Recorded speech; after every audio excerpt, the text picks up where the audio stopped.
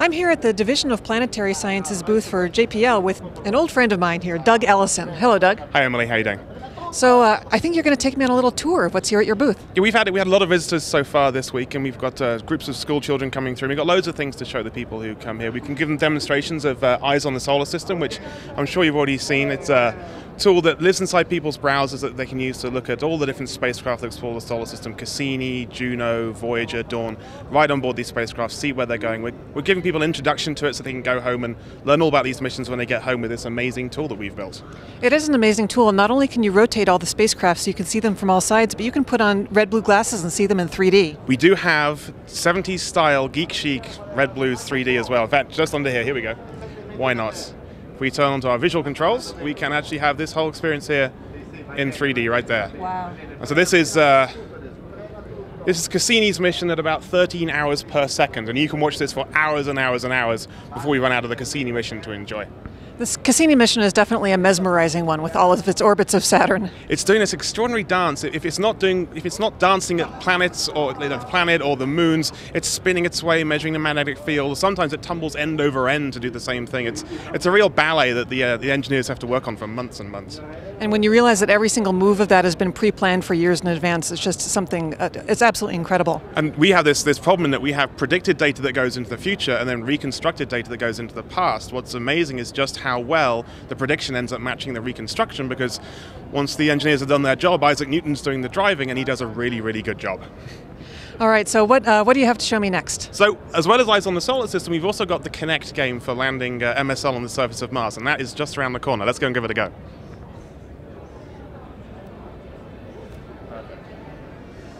Let's wake this thing up. See where it's got to.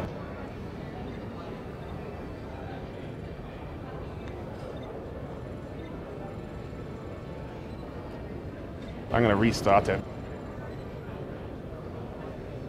So, Emily, you're going to play this time because you've not played it yet. No, I haven't, and I'm afraid I'm going to crash the rover. You probably will. So I'll hold the microphone. So I need to step away from the Connect so it can find you. So just hold your right hand. That's how you move the mouse around. Then you can hit the hold it over the launch button at the bottom.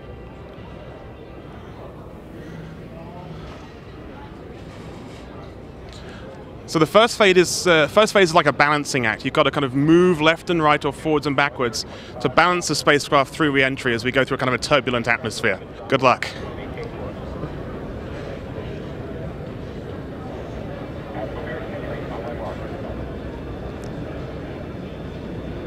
Oh, I'm just back and forth. Let's see. Wait, am I going the wrong way? Wait. There you go. So now just got to try and keep the yellow circle inside the white circle. So move right. Now go forwards and right. Back this way. I killed it. I didn't realize Forwards, I could move forwards. around so much. That's fine. Go back in the entry corridor. No, sigh.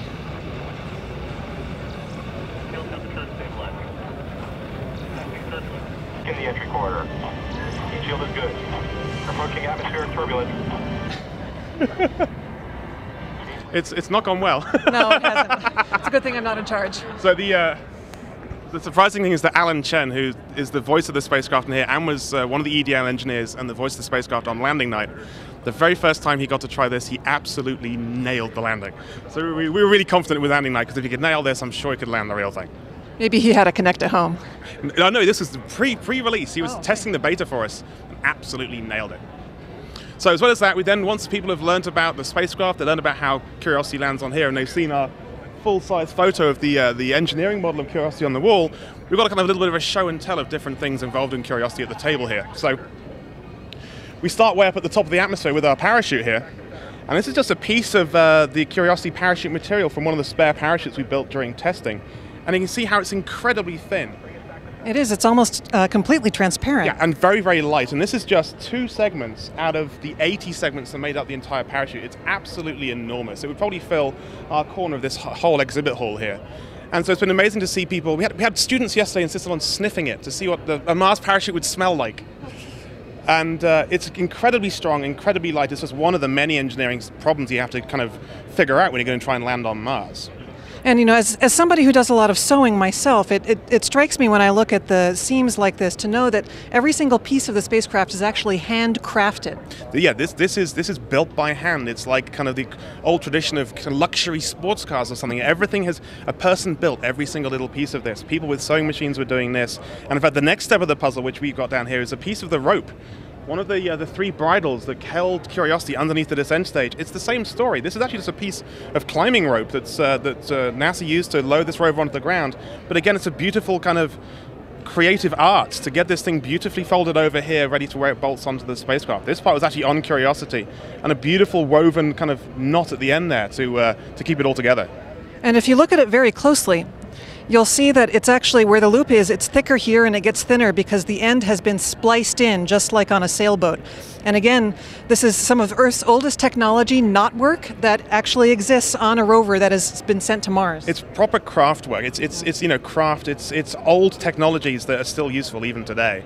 And then we go from really old technology to something a little bit more modern when we have to cut through this rope and get rid of it, and that's what this thing is here. This is a pyrotechnic guillotine, one of the many spares that we fired during testing. Believe it or not, this actually can cut through a piece of rope like this, or even kind of steel pipework up to the size of my pinky. And what we have at the top are two little electrical connectors that fire a little charge. It's a bit like a small kind of shotgun cartridge. And a metallic plunger in the middle sends this little guillotine straight through, and it can cut straight through the rope instantaneously. Very, very reliable, but a real kind of piece of technology that's been used for decades in spacecraft, and this is just one of dozens and dozens that were on Curiosity. It's I don't think I would want to put my finger in there.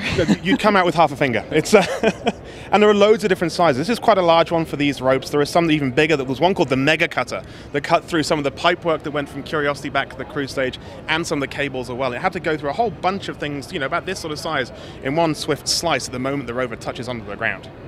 That's pretty amazing. What do you have next, Doug? Well, finally, let's go to what everyone likes to try and grab a hold of, and this is just a model of one of Curiosity's wheels, because the real things are made out of titanium and aluminum. They're very, very expensive, so we had these models made out of rubber and plastic that people can actually get a sense of how big it is. And of course, we can enjoy our little secret here with, of course, the tread pattern writes JPL every time we rotate around the ground.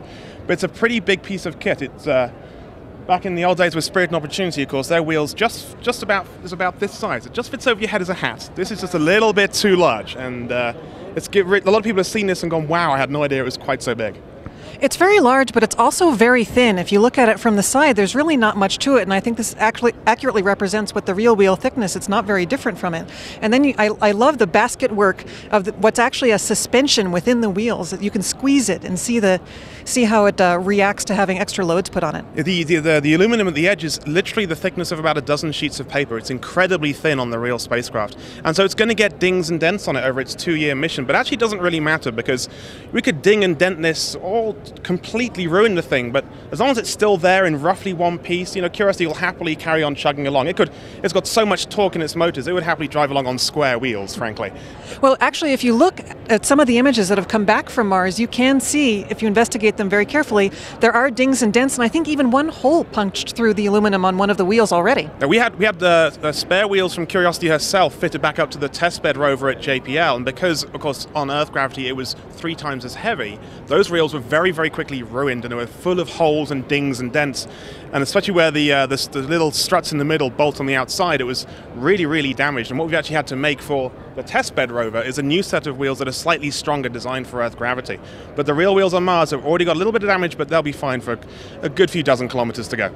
They better be, because it has a big mountain to climb. A lot of driving to do. Well, Doug, I want to thank you very much for the tour of some of the amazing technology that is both on the rover and also behind how you talk about the rover to the public. This mission has been one of the most exciting ones for the public in my memory, and I'm hopeful that it'll last a very long time. We've had school kids, engineers, scientists through here, and without fail, they're all really excited by the things we can show them and the things they represent way up there on the surface of Mars. All right, thank you, Doug. Thank you, Emily.